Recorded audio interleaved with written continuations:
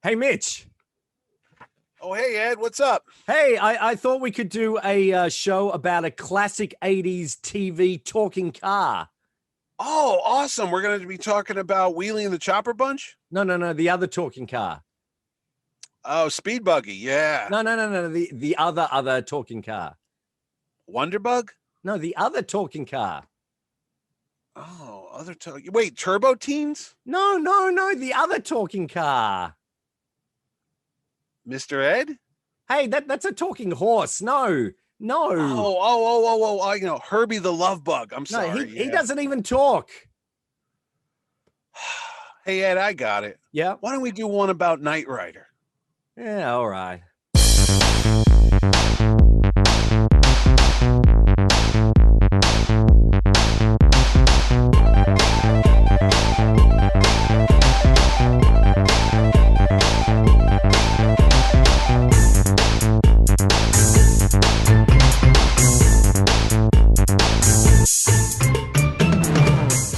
Hey, this is Ed Dollister.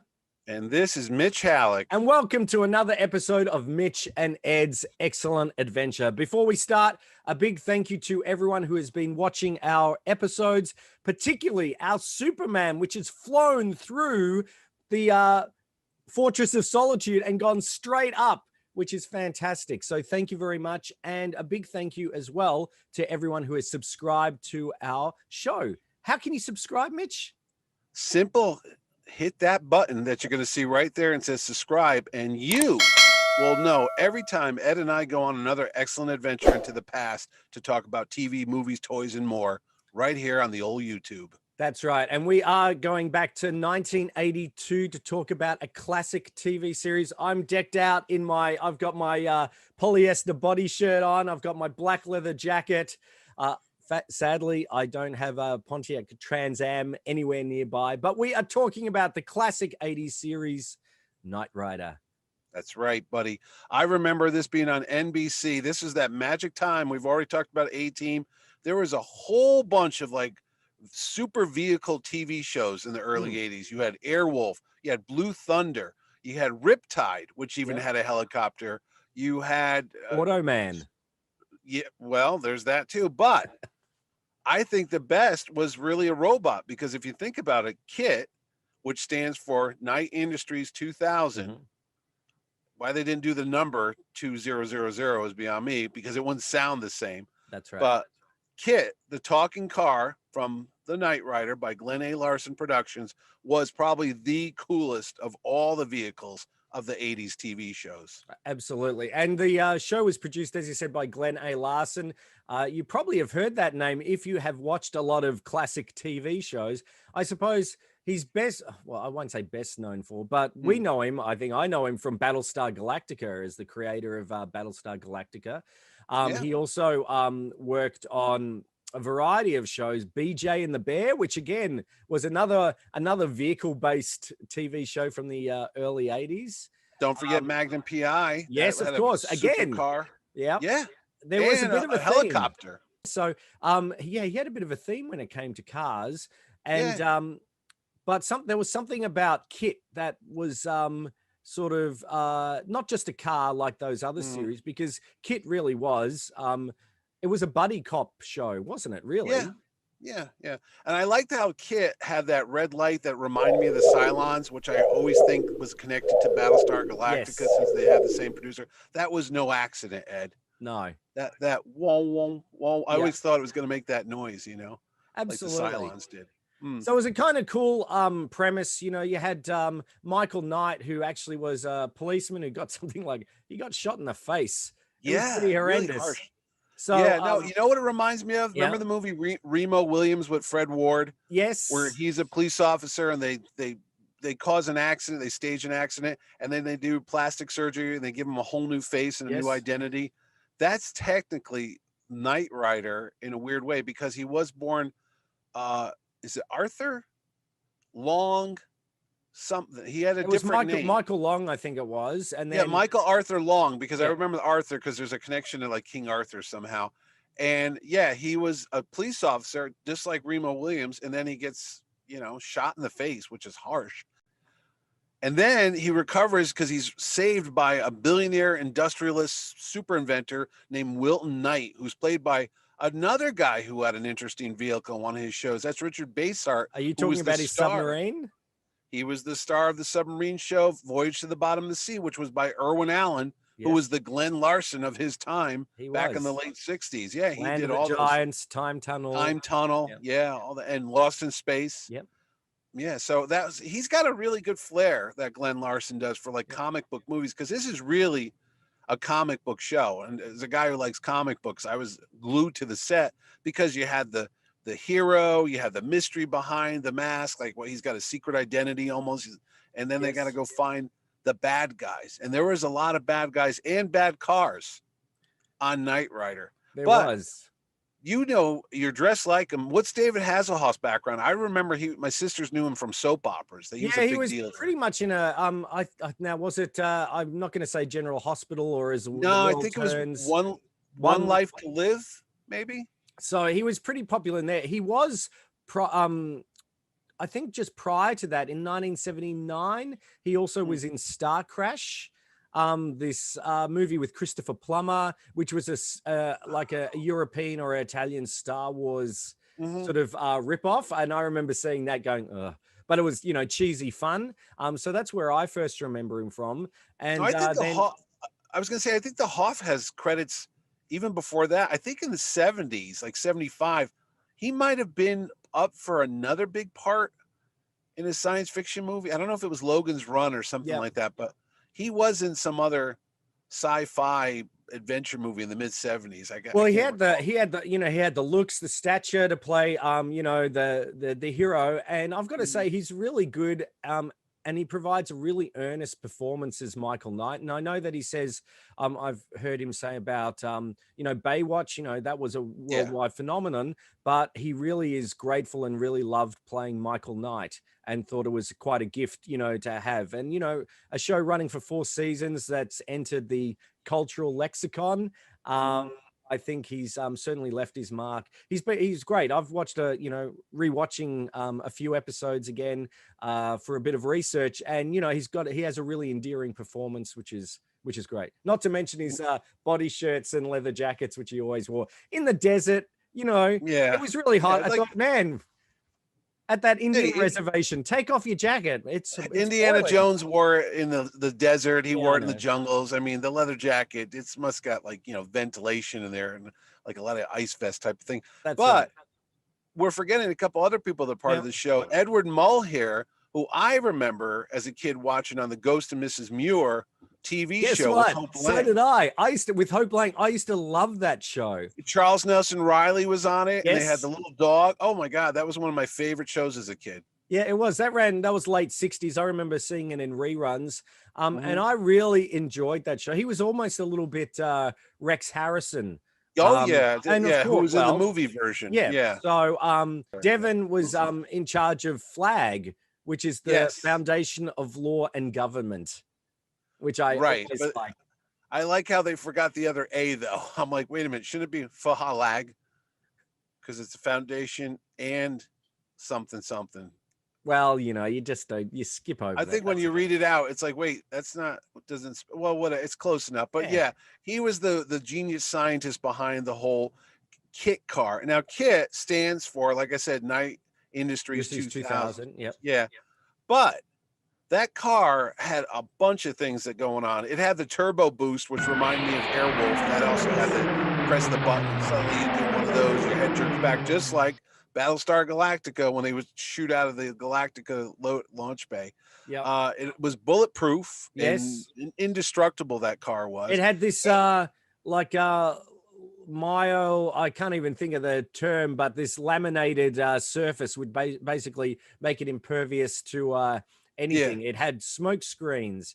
It had air dams. I know in the latest seasons, it became a convertible where it would come off. They could do that. That turbo boost was pretty fantastic. That sucker could fly if it had to. Yes. And that dashboard was pretty amazing. I would love a car like that, though. I do always laugh when I do watch the episode. You watch Michael Knight driving. Actually, it's like that in a lot of, apart from Starsky and Hutch, which I've been watching a lot of, where Yeah. that you feel like they're actually driving.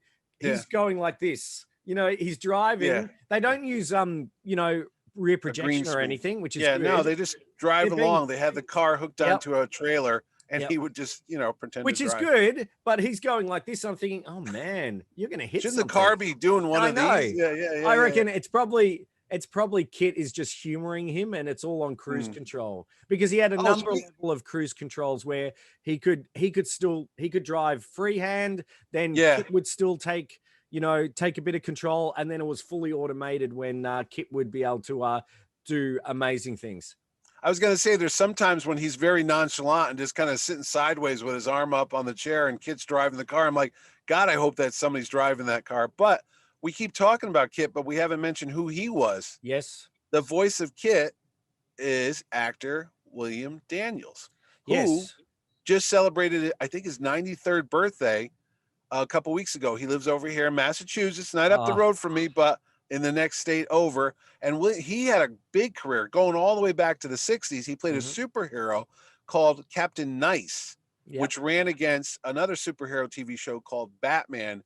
And I don't think people watched Captain Nice too much, but he went on to have other shows. His big success, was, of course, was with St. Elsewhere, Yes, where he was the lead for that for years. And then he was on another show really popular called Boy Meets World. Yes, where he played the principal, the teacher fellow in that show. That went on for years too. So he had a long career, but it was his voice that everyone instantaneously knows when they hear. They go, "Oh, that's Kit." I hate to be the one to break this to you, but automobiles are not human. They have no lineage or personality. I wonder why I keep forgetting that.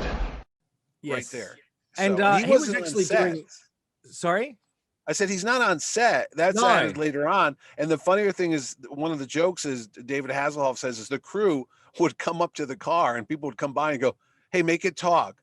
I want to hear it talk." And he's like, "That's added later on in post production. There's nobody here. You know, it's just a car. You know." Well, he was actually recording the voice while he was doing St. Elsewhere. It was the same network, and he was asked not to, he said, "Oh, don't credit me as the voice." But he's happy to do it, and he would record it often on set in St. Elsewhere. It'd take about an hour and a half, just to record. And he's got a real personality. I wonder if he's obviously got an American accent, but he's got a I'd say not a British American accent, but he's quite refined, yes. So it reminds me aristocratic type of sound, a little bit like Higgins in Magnum PI, or Major Charles Emerson Winchester III. Yes, over on from Boston or wherever it is. So so it sort of reminds. So that again adds a little bit of an air of gravitas to the character, but he never was he never talked down to Michael. No, not at all. I always thought of him as like HAL 9000. I don't know if they were going for that, because with the red light and then Night demeanor. 2000. I think HAL 9000. I think you're probably onto something there. Yeah, I always got that creepy feeling like any minute he's going to roll the windows up and suddenly have the carbon monoxide in and kill Michael Knight. I'm sorry to do this, Michael. But you're becoming more popular than me, Michael. I didn't mean to kill you, Michael. So but that was one of the things too. But hey, you got a talking car. What can you possibly do? But you got to have the evil twin. Now we know Michael Knight had his evil twin. Yes, he had Garth Knight. Who was played by who? Hassel Davidhoff. No. Yeah, right. So David Hasselhoff, basically, playing a duo role. He appeared twice. He was the son of Wilton Knight. He had pretty much this, and this was a very bad. Yeah. It was very. Whenever you see that goatee thing going on, you got your evil Mr. Spock, you got your evil Michael Knight enemy. Now you know what actually has happened to the real Ed Dollister. I'm sorry. Oh yeah, he's long gone. He's trapped in a parallel. See that C3. There he is. So he turns up, and people are going, well, hang on, if he's the son of Wilton Knight, he's not related to Michael Knight. How? No, but why does he look? Because Wilton Knight had him have plastic surgery to look like his son. Right. As a result, Garth is, jealous. He's jealous and wants revenge. And Of course he it's pretty does. funny. It's pretty funny. And then Kit had his evil twin, Yes, which was called Car, which stood Gar. for is it Night Or, something roving robot? I I can't think think of it. automated roving robot. Night automated roving Yeah. robot, which I'm like, okay. But that was voiced by Transformer fans. Get ready for Optimus Prime, Peter Cullen. Yep. He was the voice of the bad Car. Okay. Yes. So it's just so ludicrous to think of it, but it was actually one of the more exciting episodes whenever Kit versus Car, you know? Oh, yes. And Yeah. I've got to say, Kit got smashed to all. Destroyed. Yeah. Man. And then wait a minute, Garth had his own evil vehicle too. He had a truck. He had a huge truck Yeah, that they were driving it wasn't around called in. Leviathan. It was some kind of big name like Goliath, maybe? Goliath. So. I'm sure it was Goliath. Goliath. Right. Yeah. Because there was Goliath and then Goliath Returns or something like that. Yes. Where they in the sort of sequel episode. There was like, I mean, there was also, I was just going to say, there was also part of the night team. There was Bonnie Barstow. That's what I was going to say. Yeah. She was there. She was like the technical support for Kit. She was there for one season and then they left and they brought in another actress to not replace her, but to play, you know, that the same sort of role. But they brought her back though. They brought her back for seasons 3 and 4, which was quite good. And then for the last season, they had this sort of support to Bonnie, RC3. So they had him in, who was sort of like, you know, tech support. And I always loved when they would drive, they'd have the mobile command where they'd drive the truck. It reminded me of the video game Spy Hunter, where the knight would drive into the truck and they drive would up the ramp and then would fix them and they come back out. Yeah, I remember. What year was Spy Hunter? Maybe that was 83, I think. 83, 84. Okay. I'll put it down below. Maybe they ripped it off from Knight Rider, or Knight Rider ripped it off from them. I don't know. Well, you know, Glenn A. Larson was accused of, you know, using, let's say, borrowing stories and things like that from. There was an episode, a TV series that came out a year after the Rockford Files called Switch, which starred Robert Wagner and Eddie Albert. Yes, and I used to watch that. Yeah, and that was pretty much about an ex-con who came out and became a private investigator. What does that sound like? Rockford Files much? And they actually, some episodes were pretty much word for word. Well, that was a thing back in the 70s. I remember reading about that even as a kid. They would have writers take episodes like Wonder Woman would be retrofitted to be the Bionic Woman show. They would literally have the same scripts. Or you'd have a $6 Million Man episode and you'd rework it and you'd give it to Jamie Summers and it would be the Bionic Woman. It's like, no one's paying attention because there's no VCRs. There's nobody downloading or Netflix to realize it's the same show. You might just have an inkling. Like, I think I saw that on Starsky and Hutch. Now it's on Beretta. It's like, wait, wasn't that the same show? Well, they did that on MacGyver a lot, where they would basically, maybe not TV shows, but they would take movies and sort of put that into an episode. And they would even use like, you know, The Italian Job with Michael Caine and all the little minis, you know, driving around, everything like that. They'd actually use that footage in the episode. Oh, I believe it. Hey, here's one for you. Did you watch Knight Rider when it came on in the 80s, or did you watch the syndicated version? No, I watched it when it was there was a TV show called QED with oh my gosh, who was in that? The lead actor. Sam Waterston. Sam Waterston. It ran for one season. QED. We might have to do an episode on that. That was really good. That was all around that time, 82. I remember coming out that year. Cheers came out that year as well. Yeah, we were running to the end of a lot of, like, you know, Happy Days was almost ending.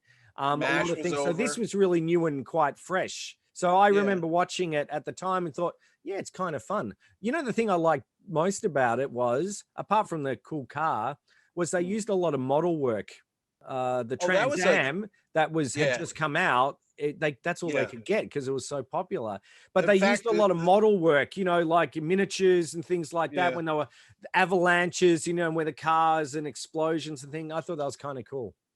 I was going to say, Kit was one of the first 2 production models off the line because they wanted to sell the Trans Am car, you know, because they had gone with a new look to it. So they Yes. gave the very first cars that they manufactured to the TV show to help promote it, and everybody loved that car. They would go to dealers and say, "Can you get me the kit car?" So much so that the producers were asked by the car company to stop mentioning what type of car it was. Don't say it's a Trans Am anymore, because people were asking, "Can I buy the kit car? Can I buy the car with the red light?" And they're like, "No, we don't. It's not a real thing. It's a TV show." But Yes. it was driving them crazy. But it had to help sales of that car Oh because, my gosh, yes. yeah, And you yeah, can buy, everybody and loved it. today you can buy no pun intended, kits A to kit, make it yeah. to make the dashboard look like it. You know what Oh I did? yeah. I did love I don't know why the accelerator had like little green lights on it. So when you'd press down the accelerator, it would Mhm. light up. I hope he's not looking at his feet when he's driving to see Oh, I don't how know. oh, and have you seen I think it was just recently I What's that? remember reading an article about someone just noticed, because I think it was brought out on Blu-ray, Knight Rider, and obviously Yeah, with high definition, you can yeah. see that when Kit was driving by himself, what they would do is they'd have a stunt driver be Underneath, yeah, wearing a like a stealth suit. Yeah, seat covered suit. So the seat, it looked like it was just the seat, but it was the yeah. driver behind it, which is, kind of So cool. you can see that in the high def now? Yeah, you can't. Yeah, you Oh, wouldn't notice it just on your old on a TV? No, 12-inch, black and white or well, color yeah, when things TV. were fuzzy back in the day. No, no.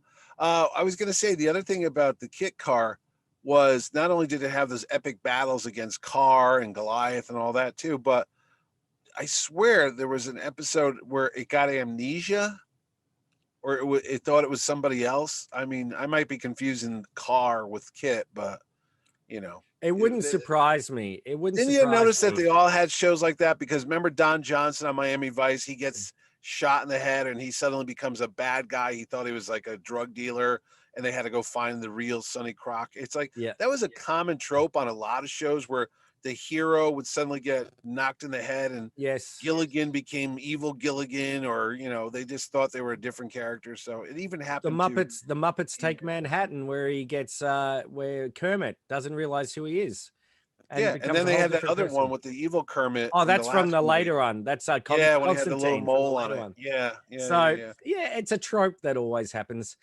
No. Usually with all successful TV shows, there are a line of toys.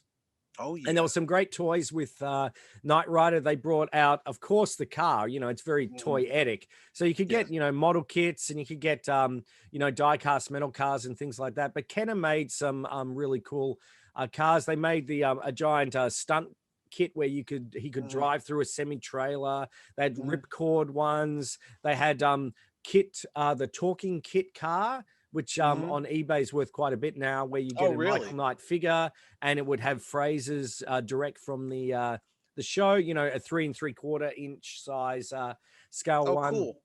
which are pretty good. And of course, now again, like we were talking with A-Team. the A-Team, how now, of course, you can get those higher end, metal models. Oh by- yeah. I can tell you, when I do my shows, we have a bunch of cars. We'll have the Batmobile, we'll have the A-Team truck, Yeah. we'll have the car from Supernatural. I've had a kit replica, and man, folks line up for that car. They all want to sit inside of it. They all want to get a picture with the red light going. It's amazing. These literally, I know they're just cars and vehicles and inanimate objects, but they literally are just as popular as the real actors who are on the thing. And David Hasselhoff, speaking of popularity, he was a big deal, man, in the 80s, way before Baywatch. I mean, you can't go to Germany and mention the name David Hasselhoff without being attacked, because he was like the Elvis Presley. Because look, if memory serves me, when they knocked down the Berlin Wall, who was standing up on that wall and singing about hammer. freedom? But David Hasselhoff, and he had this leather jacket that lit up or something like that, and he was on like a scaffolding singing, "I want freedom," or "Can you find freedom?" I can't remember the exact title, but they love that guy. And I remember him saying he took home chunks of the wall. It must have been later on. It must have been during Baywatch when they took the wall down. I'm sorry, because he had given each member like a 1 inch by 1 inch square of the Berlin Wall, because he kept some of it. But Hasselhoff, the Hoff was the man. He was a big deal. I've got his Christmas album. Oh, really? And I've also got a cassette, which I bought as a joke. And it he can sing. He's quite a good singer, you know. But his songs are real. There's one there, 1 and 1 make 3, which is as cheesy as you would expect it to be. And there's some really cheesy dance. Like I think it must be late 80s, early 90s. I was gonna say they all had them. We should do a show about that too, because I just found my Bruce Willis. I've got that as well. Bruno. Someone gave it to me for my birthday last year. Oh no, Bruno, I found mine the record.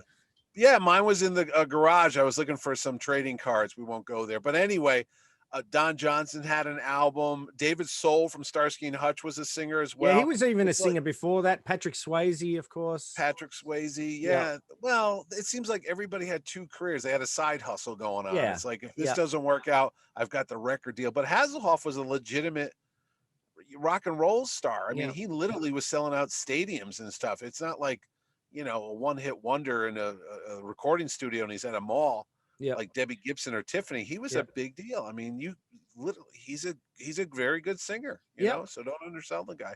But all good things come to an end. Yeah. And Knight Rider Sally only lasted 4 years, and then they pulled the plug on the show. I don't know if it was low ratings or just like the A-Team. I think people kind of got tired of the formula because it was pretty similar week after week. I mean, you know, there's only so much you could do after 90 episodes with the That's talking right. car. That's right. Unless, they made him into a, I don't know what they could have done really. I think it just ran its course, and it was, you know, still super. It was out of gas. It ran out of gas. That's right. But it did come. Thank you very much. You're here all week. Try the veal. Try the veal. That's right. But it did come back as a telemovie. They had Knight Rider 2000. Oh yeah, a couple times. Yeah. They had a couple of reboot series. There was Knight Rider, Knight Rider 2010 or something, and Team Knight Rider as well. That lasted a couple shows, not maybe 6 or 8 episodes. Team Knight Rider. It was like a syndicated thing. One of them was odd. It was almost like a Mad Max type of show. I remember watching. That might have been the Knight Rider 2010. It was just like a very fancy, souped up Knight Rider in the future. I was like, I don't know. I think that's the only connection it really had, was that they had a talking car. Val Kilmer voiced they did. Val Kilmer voiced Knight Rider in one of the series as well. KITT. Yeah. And they made him a red car. And when it was brought back, Michael Knight was in the beginning of it, but then KITT turned into a big red, again, maybe a Pontiac Trans. If it's all red, it's not the same thing. You know what I mean? It's like, no, the black car had a coolness to it that you just can't get. But you're right. Val Kilmer was in one. And then, if memory serves me, I think they just acquired the rights in 2016 to do a feature movie about Knight Rider. I don't know where it is right now. It's been 4 or 5 years, but there was talk. Even like Hasselhoff a couple weeks ago, he had a huge auction. And he was selling a lot of his memorabilia. He has the KITT car, the toy. He even had a small kids version of KITT you could drive in if you're like 3 or 4 years old and you're small. But he's selling it all off now. He's got all the stuff. But he said there are people that are such huge fans. He met a guy who was 8 years old that came on the set, and he gave him an autograph. That guy grew up to write the screenplay, and he's the one behind the new relaunch movie. So maybe it'll happen, man. Yeah. You know? Well, I think that's a good sign when someone who's really passionate about the property goes on to write about it, because I know there have been a lot of the Baywatch movie flopped. Starsky and Hutch wasn't bad, but it was a goofy movie. It wasn't in the same vein as this series, which is, I felt didn't do it. I thought it was more realistic and serious. I don't know why they went for that. Ben Stiller. Was it Owen Wilson? They went for a comedy. Yeah, with I think it was Snoop Dogg as Huggy Bear. Huggy Bear, yeah. I mean, it was okay. We'll have to do a. Oh, absolutely! I love Starsky and Hutch. I met those guys a couple years ago already, and they're fantastic. Yeah. So there's not a lot of merchandise or things like that. No, there was a comic strip, French comic strip, not a comic book.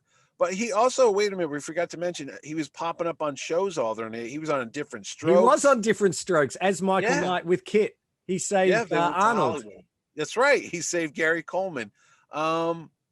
He did a lot of commercials. There was a Walmart commercial recently where I saw KITT. and a GE, General Electric. They had a car commercial with Michael Knight. And Yeah, Kit. he's appeared He in. pops up. I think is it maybe one of the Lego video games. So yeah, he's still it's around there. Yeah, it never really went away. Yeah. But, and I know you can buy like the replica cars again. Like you just mentioned it when you go get Hot Wheel cars. I'll see they'll have like the A-Team van and all that stuff and Starsky and Hutch, and you'll see now and then a kit car. So it's still out there. It's still popular. Yeah. So, who knows? Who knows? So I'd reckon it's a good watch. If you haven't ever watched it, you know, go on. It's got a great theme by Stu Phillips, who did the theme. Oh, great. Yeah. Battlestar Galactica. We were remiss in saying that, you know, Glenn A. Larson also created didn't create Buck Rogers. 25th Rogers, Centuries. Yeah. You know, so he was involved with that. He did Quincy M.E. He has a great. Like I said before, when we talked about the A-Team, there was like 4 guys: Stephen Cannell, Donald Belisario, yep.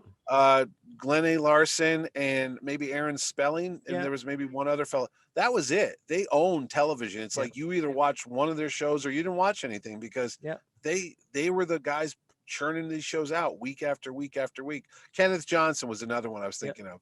He's the one that did the Incredible Hulk and all that stuff too. But no, it was a great time. As much as we enjoy having all these science fiction and superhero shows on now, this is what we had in the 80s, and it was you know, kind of corny, but it was kind of cool at the same time. Yeah. It was no Street Hawk, which was another show that we didn't talk about, which was about a talking motorcycle. But that's not really. Smith.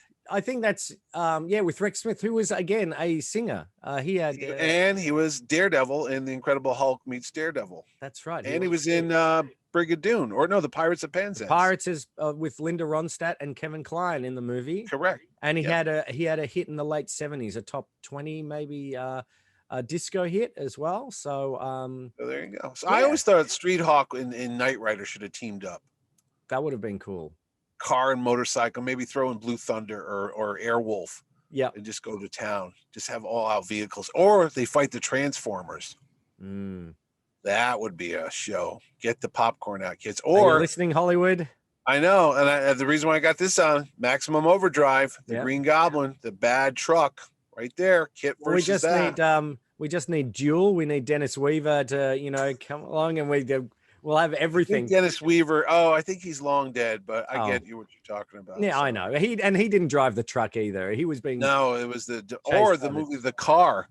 Yes, with James Brolin, which was about a demonic car. Not Christine. No, that's another movie. The Car's about a car. Or Peter Weir's The Cars That Ate Paris. What? Have you heard of that one? No, that's not real. There's I remember a Volkswagen with big spikes on it. You know what I'm thinking of? Killdozer. Did you ever see that? I don't think I did. It was an ABC movie of the week. About someone murdering Fraggles? Is that? No, it was about a giant bulldozer that came to life and killed construction guys, called Killdozer. Wow. Hello. It's a famous story. I even have the Marvel comic book of it. You never heard of Killdozer? Based on a true story? Yes. Yes. It was a magical time. Magical time. The early 80s, fantastic. So that's our look. That's it. That's pretty much it. Our look back at Knight Rider. Go watch it. It's good fun. One thing I will say about a lot of those shows in the 70s and 80s, you know, you don't have to commit to, you know, once you watch one, you have to watch all of them to get the story arc. You know, they were episodic television. You know, you watch one. Sometimes they had a 2-parter, but you know, you can just jump in. Look for it, look for that episode with Garth from the latest season. Look for the ones with, you know, Car versus Kit. Watch the the pilot. There's lots of great episodes there. You got about 92, I think. Yeah, 90. So no, you're right. That's how TV. Honestly, I think that's how TV should be. Not this like you have to binge watch 6 seasons to understand the whole story or anything. It's fun just to tune in and tune out and watch a freaking show for 2 hours and that's it. It was fun and we're out. It's junk food for the eyes. Like this show. And you don't have to watch them all in order. You can jump back. Want to find out about Harrison Ford? Why don't you watch that episode? What about Empire Strikes Back or Happy Days or Battlestar Galactica? Battlestar Galactica? Yep, we talk about that. I'm sure we've got coming up incoming episodes. King Kong. We definitely have to talk about Starsky and Hutch because I've been and Kelly have been binge watching. The seasons of that. There's lots of great things out there. But again, if you think, we'd love to hear what you think about this. Write it down in the comments below. We'd love to hear. Yeah. I can't wait to do the 80th anniversary of Captain America. Oh, I think I know a little bit about that guy. Really? Yeah, it's this year. Is he the same as Captain Britain? Is that the same guy? No, he's the same as Admiral Australia. Admiral Australia. Yeah, Boy, I must have missed that. He obviously didn't do very well. But anyway, he fights Nazi kangaroos. You didn't know? No, I know. I just know that he was attacked by a lot of drop bears. That's all I know. So, anyways, all right. This has been Ed Dollister. And this is Mitch Halleck. And you've been watching Mitch and Ed's Excellent Adventure. Thanks for watching, and we'll see you next time.